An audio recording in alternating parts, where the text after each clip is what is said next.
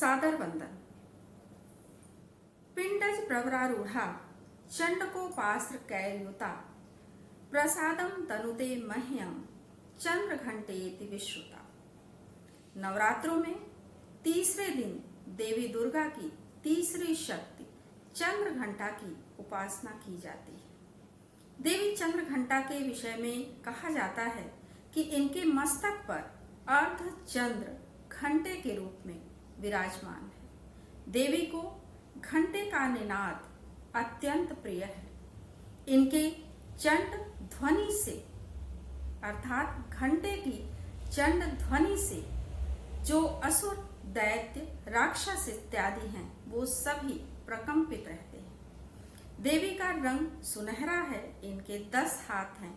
10 हाथों में कमंडल और कमल के अतिरिक्त धनुष, बाण, त्रिशूल, गदा और खड्ग इत्यादि विराजमान है। तो देवी शत्रुओं का मर्दन करने वाली कही जाती है। जो भी साधक अपने मन को मणिपुर चक्र में प्रविष्ट करके इनकी साधना करता है, देवी का सौम्य और कल्याणकारी रूप मानो उसमें स्वयं ही प्रविष्ट हो जाता है।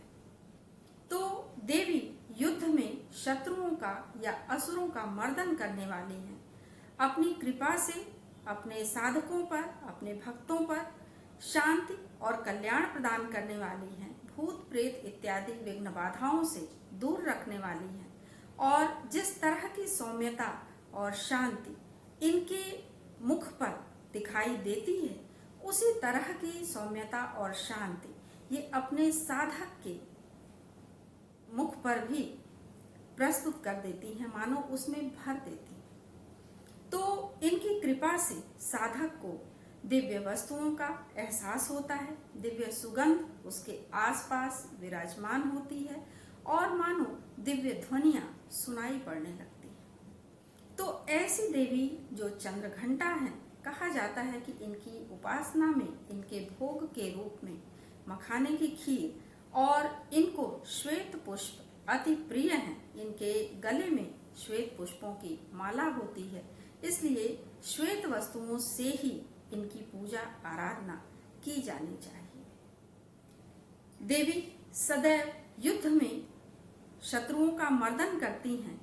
इनका वाहन सिंह है, अतः इनका जो साधक होता है वह भी सिंह के समान निर्भय और पराक्रमी होता है और शत्रुओं का विनाश करने वाला होता है। तो देवी चंद्र घंटा अपने साधकों पर अपनी विशेष कृपा दृष्टि रखती हैं।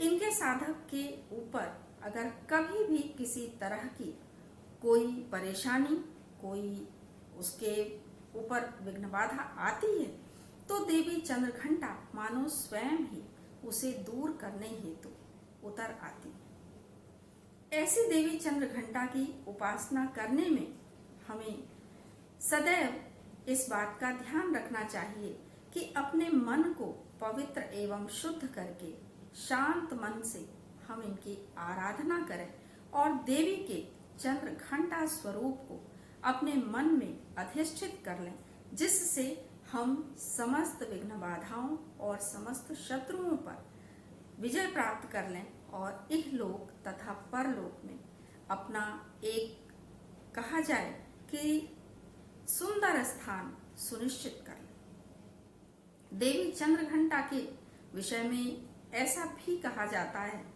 कि देवी की कृपा जिन साधकों पर होती है वो सदैव उन्नति के पथ पर अग्रसर होते हैं। कभी भी किसी भी प्रकार की विघ्न बाधा ऐसे साधकों के मार्ग को अवरुद्ध नहीं कर पाती। तो इस प्रकार से नवरात्र में तीसरे दिन दुर्गा जी की तीसरी शक्ति देवी चंद्र घंटा की उपासना का विधान है। तो ऐसी देवी चंद्र घंटा को शत शत नमन है।